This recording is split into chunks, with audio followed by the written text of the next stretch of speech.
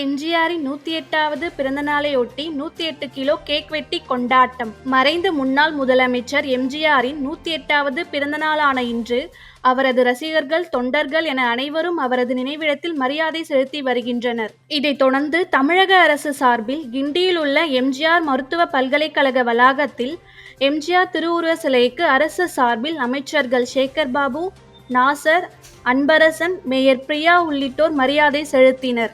அதிமுக அலுவலகத்தில் எம்ஜிஆரின் 108வது பிறந்தநாளையொட்டி 108 கிலோ கேக் வெட்டி நிர்வாகிகளுக்கு பொதுச் செயலாளர் எடப்பாடி பழனிசாமி வழங்கி கொண்டாடினார்கள்.